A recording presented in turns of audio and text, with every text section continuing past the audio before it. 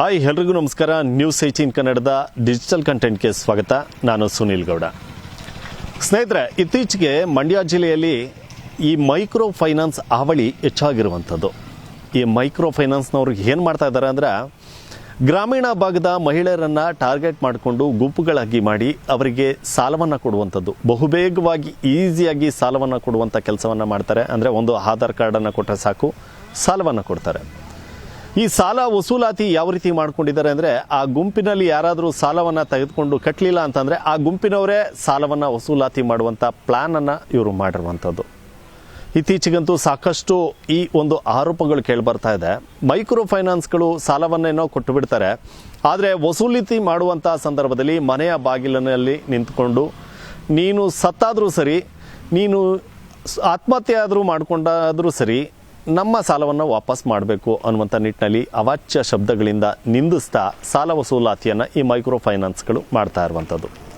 ಹೀಗಾಗಿ ಇತ್ತೀಚಿನ ದಿನಗಳಲ್ಲಿ ಈ ಸಾಲವನ್ನು ತೆಗೆದುಕೊಂಡು ಈ ಸಾಲದ ಸುಳಿಗೆ ಬಿದ್ದಂಥ ಮಹಿಳೆಯರೇನಿದ್ದಾರೆ ಅವರು ಮಾಧ್ಯಮಗಳ ಬಳಿ ಬರ್ತಾ ಇದ್ದಾರೆ. ಅದರಲ್ಲೂ ಕೂಡ ನಮ್ಮ ನ್ಯೂಸ್ 18ನಲ್ಲಿ ನಿನ್ನೆ ಅಷ್ಟೇ ಒಂದು ಎಕ್ಸ್ಕ್ಲೂಸಿವ್ ಸುದ್ದಿಯನ್ನು ಬಿತ್ತರ ಮಾಡಲಾಗಿತ್ತು. ಅಂದರೆ ಮಂಡ್ಯದ ಒಳಲು ಗ್ರಾಮ, ಇದು ಮೇಲ್ಕೋಟೆ ಕ್ಷೇತ್ರಕ್ಕೆ ಸೇರುವಂಥದ್ದು. ಈ ಗ್ರಾಮದಲ್ಲಿ ಮಹಿಳೆಯರು ಸುಮಾರು 25ಕ್ಕೂ ಹೆಚ್ಚು ಮಹಿಳೆಯರು, ನನ್ನ ಪಕ್ಕದ ವಿಂಡೋದಲ್ಲಿ ನೀವು ದೃಶ್ಯದಲ್ಲಿ ಗಮನಿಸ್ಬೋದು, 25ಕ್ಕೂ ಹೆಚ್ಚು ಮಹಿಳೆಯರು ಮೈಕ್ರೋ ಫೈನಾನ್ಸ್ನಿಂದ ನೊಂದು ಆತ್ಮಹತ್ಯೆಯನ್ನು ಮಾಡ್ಕೊಳ್ತೇವೆ ಅಂತ ಪ್ರತಿಭಟನೆಯನ್ನು ಮಾಡ್ತಾಯಿದ್ರು.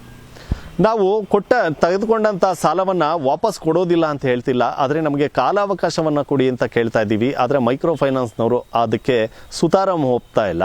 ಸಾಕಷ್ಟು ಮನೆಯ ಬಾಗಿಲಿಗೆ ಬಂದು ನಿಂತ್ಕೊಂಡು ಅವಾಚ್ಯ ಶಬ್ದಗಳಿಂದ ನಿಲ್ಲಿಸುವಂಥದ್ದು, ನೀನು ಸತ್ತು ಆ ತಿಥಿ ಕಾರ್ಡನ್ನು ಕೊಟ್ಟರೆ ತೆಗೆದುಕೊಂಡಂಥ ಸಾಲವನ್ನು ಮನ್ನಾ ಮಾಡ್ತೇವೆ ಅನ್ನುವಂಥ ಮಾತುಗಳನ್ನು ಹೇಳ್ತಾರೆ. ಇದು ಮನಸ್ಸಿಗೆ ತುಂಬ ಬೇಜಾರಾಗ್ತಾ ಇದೆ. ಇದರ ಬದಲು ನಾವು ಆತ್ಮಹತ್ಯೆಯನ್ನು ಮಾಡ್ಕೊಂಡು ಸಾಯ್ತೇವೆ ಅಂತ ಮಹಿಳೆಯರು ಆಕ್ರೋಶವನ್ನು ವ್ಯಕ್ತಪಡಿಸಿದರು. ಇದಾಗ್ತಾ ಇದ್ದಂತೆ ಮಳವಳ್ಳಿಯ ಶಾಸಕರಾಗಿರ್ತಕ್ಕಂಥ ನರೇಂದ್ರ ಸ್ವಾಮಿಯವರು ಕೂಡ ಆಕ್ರೋಶವನ್ನು ವ್ಯಕ್ತಪಡಿಸಿದರು. ಸುಮಾರು 40%ನಷ್ಟು ಗ್ರಾಮೀಣ ಭಾಗದಲ್ಲಿ ಮಹಿಳೆಯರಿಂದ ಬಡ್ಡಿಯನ್ನು ವಸೂಲಿ ಮಾಡಲಾಗ್ತಾ ಇದೆ. ಮೈಕ್ರೋ ಫೈನಾನ್ಸ್ಗಳು ಈ ರೀತಿ ನಡೆದುಕೊಳ್ಳುವಂಥದ್ದು ಸರಿಯಲ್ಲ. ಈ ರೀತಿ ಆದರೆ ಗ್ರಾಮೀಣ ಭಾಗದ ಜನರು ಎಲ್ಲಿಗೆ ಹೋಗಬೇಕು, ಅವರಿಗೆ ಸಾವೇ ಗತಿ ಅನ್ನುವಂಥ ಮಾತನ್ನು ನರೇಂದ್ರ ಸ್ವಾಮಿಯವರು ಹೇಳಿದರು. ಇವೆಲ್ಲ ಬೆಳವಣಿಗೆ ಆಗ್ತಾ ಇದ್ದಂತೆ ನಿನ್ನೆ ಮಂಡ್ಯದ ಮಳವಳ್ಳಿಯ ಮಲಿಯೂರು ಅನ್ನುವಂಥ ಗ್ರಾಮದಲ್ಲಿ ಮಹಾಲಕ್ಷ್ಮಿ ಅನ್ನುವಂಥ ಮಹಿಳೆ ಆತ್ಮಹತ್ಯೆಯನ್ನು ಮಾಡಿಕೊಂಡಿದ್ದಾರೆ. ಈಕೆ ಕಳೆದ 5 ತಿಂಗಳ ಹಿಂದೆ 2 ಲಕ್ಷ ರೂಪಾಯಿಯನ್ನು ಸ್ವಸಹಾಯ ಸಂಘದಲ್ಲಿ ಸಾಲವಾಗಿ ತೆಗೆದುಕೊಂಡಿದ್ರು. ಪ್ರತಿ ವಾರ ಅಂದರೆ ವಾರಕ್ಕೊಂದು ಸರಿ ಈ ಒಂದು ಕಂತನ್ನು ಕಟ್ಟುವಂಥದ್ದು. ಪ್ರತಿ ವಾರ 1700 ರೂಪಾಯಿ ಕಂತನ್ನು ಕಟ್ಕೊಂಡು ಬರ್ತಾಯಿದ್ರು. ಆದರೆ ಈ ವಾರದ ಕಂತು ಕಟ್ಟೋದಕ್ಕೆ ಸ್ವಲ್ಪ ತಡ ಆಗಿದೆ. ಆಕೆಯ ಬಳಿ 1000 ರೂಪಾಯಿ ಇತ್ತು, ಇನ್ನು 700 ರೂಪಾಯಿ ಹೊಂದಿಸ್ಬೇಕಾಗಿತ್ತು. ಹೀಗಾಗಿ ಆಕೆಯ ಪತಿ ಗ್ರಾಮಕ್ಕೆ ಹೋಗಿದ್ದ. ಅಂದರೆ ತಾನು ಮಾಡಿದಂಥ ಕೂಲಿ ಹಣವನ್ನು ತೆಗೆದುಕೊಂಡು ಬರ್ತೀನಿ, 700 ರೂಪಾಯಿನ ಹೊಂದಿಸಿ ಈ ಒಂದು ಸ್ವಸಹಾಯ ಸಂಘದ ಹಣ ಏನಿದೆ, ಕಂತಿನ ಹಣ 1700 ರೂಪಾಯಿ, ಅದನ್ನು ಕಟ್ಟಿಬಿಡೋಣ ಅಂತ ಆತ ಗ್ರಾಮಕ್ಕೆ ಹೋಗಿದ್ದ. ಅಷ್ಟರಲ್ಲಿ ಈ ಒಂದು ಮೈಕ್ರೋ ಫೈನಾನ್ಸ್ನ ಏನು ಏಜೆಂಟ್ ಇರ್ತಾರೆ, ಆ ಏಜೆಂಟ್ ಮನೆಯ ಬಳಿ ಬಂದು ಅವಾಚ್ಯ ಶಬ್ದಗಳಿಂದ ಮಹಾಲಕ್ಷ್ಮಿಯನ್ನು ನಿಲ್ಲಿಸಿದ್ದಾರೆ. ನೀನು ಸತ್ತೋಗು, ನನಗೆ ದುಡ್ಡು ಬೇಕು ಅನ್ನುವಂಥ ನಿಟ್ಟಿನಲ್ಲಿ, ಅಂದರೆ ಆ ಗ್ರಾಮಸ್ಥರು ಅಕ್ಕಪಕ್ಕದ ಮನೆಯವರು ಹೇಳೋ ಪ್ರಕಾರ ಸಾಕಷ್ಟು ಅವಾಚ್ಯ ಶಬ್ದಗಳಿಂದ ಮಹಾಲಕ್ಷ್ಮಿ ಅವ್ರನ್ನ ನಿಂದಿಸ್ತಿದ್ದಂತೆ ಆ ಕ್ಷಣದಲ್ಲೇ ಮಹಾಲಕ್ಷ್ಮಿ ಮನೆಗೆ ಹೋಗಿ ಬಾಗಿಲನ್ನು ಹಾಕ್ಕೊಂಡು ಆತ್ಮಹತ್ಯೆಯನ್ನು ಮಾಡಿಕೊಂಡಿರುವಂಥದ್ದು. ಇವೆಲ್ಲವನ್ನು ನೋಡಿದ್ರೆ ಮೈಕ್ರೋ ಫೈನಾನ್ಸ್ಗಳು ಮಂಡ್ಯದಲ್ಲಿ ಸಾಲವನ್ನು ಕೊಟ್ಟು ಜನರ ರಕ್ತವನ್ನು ಈರ್ತಾ ಇದ್ದಾವ ಅನ್ನುವಂಥದ್ದು ಗೊತ್ತಾಗ್ತಾ ಇರುವಂಥದ್ದು. ಹೀಗಾಗಿ ಸಾಕಷ್ಟು ಆಕ್ರೋಶಗಳು ವ್ಯಕ್ತ ಆಗ್ತಾ ಇದೆ ಮಂಡ್ಯ ಜಿಲ್ಲೆಯಲ್ಲಿ. ಯಾರು ಕೂಡ ಮೈಕ್ರೋ ಫೈನಾನ್ಸ್ನಲ್ಲಿ ಸಾಲವನ್ನು ತೆಗೆದುಕೊಡ್ಬೇಡಿ ಅನ್ನುವಂಥ ಮಾತುಗಳನ್ನು ಹೇಳ್ತಾ ಇದ್ದಾರೆ. ಆದರೆ ಗ್ರಾಮೀಣ ಭಾಗದಲ್ಲಿ ರೈತ ಮಹಿಳೆಯರಾಗ್ಬೋದು, ಅವರ ಪತಿಯರಾಗ್ಬೋದು, ಅವರಿಗೆ ಬೇಸಾಯವನ್ನು ಮಾಡಲಿಕ್ಕೆ ಲೋನ್ ಸಾಕಷ್ಟು ಅವಶ್ಯಕವಾಗಿರುತ್ತೆ. ಹೀಗಾಗಿ ಅವರು ಬಹುಬೇಗವಾಗಿ ಸಿಗುವಂಥ ಮೈಕ್ರೋ ಫೈನಾನ್ಸ್ ಸಾಲಗಳನ್ನು ತೆಗೆದುಕೊಂಡು ಬಿಡ್ತಾರೆ ಅಥವಾ ಕೈ ಸಾಲಗಳನ್ನು ಮಾಡಿಬಿಡ್ತಾರೆ.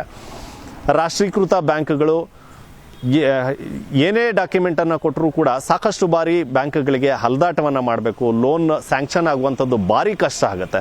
ಹೀಗಾಗಿ ಅವರು ಹೋಗುವಂಥದ್ದು ಮೈಕ್ರೋ ಫೈನಾನ್ಸ್ಗಳಿಗೆ ಹಾಗೂ ಸ್ವಸಹಾಯ ಸಂಘಗಳಲ್ಲಿ ಏನು ಸಂಘಗಳಲ್ಲಿ ಕೊಡ್ತಾರೆ ಲೋನು, ಆ ಲೋನ್ಗಳನ್ನು ತೆಗೆದುಕೊಳ್ಳುವಂಥ ಕೆಲಸವನ್ನು ಮಹಿಳೆಯರು ಮಾಡ್ತಾರೆ. ಆದರೆ ಅದನ್ನು ಕಟ್ಟುವಂಥ ಸಂದರ್ಭದಲ್ಲಿ ಪ್ರಾರಂಭದಲ್ಲಿ ಕಡಿಮೆ ಇಂಟ್ರೆಸ್ಟನ್ನು ಕೊಡಬೇಕಾಗತ್ತೆ ಅಂತ ಹೇಳ್ತಾರೆ. ಆದರೆ ಹೋಗ್ತಾ ಹೋಗ್ತಾ ದುಬಾರಿ ಇಂಟ್ರೆಸ್ಟನ್ನು ನಮ್ಮಿಂದ ತೆಗೆದುಕೊಳ್ತಾರೆ ಅನ್ನುವಂಥ ಆರೋಪವನ್ನು ಕೂಡ ಈ ಮಹಿಳೆಯರು ಮಾಡ್ತಾ ಇರುವಂಥದ್ದು.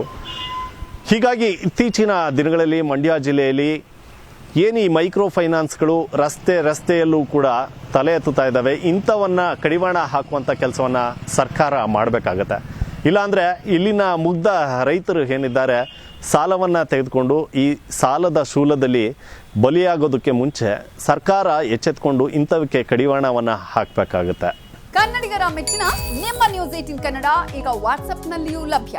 ಕರ್ನಾಟಕ ಮತ್ತು ದೇಶ ವಿದೇಶದ 360 ಡಿಗ್ರಿ ಸುದ್ದಿ ವಿವರವನ್ನ ನೀವು ನಿಮ್ಮ ಕೈ ಬೆರಳುಗಳಲ್ಲಿಯೇ ಪಡೆಯೋದಿಕ್ಕೆ ಈ QR ಕೋಡ್ ಅನ್ನ ಸ್ಕ್ಯಾನ್ ಮಾಡಿ.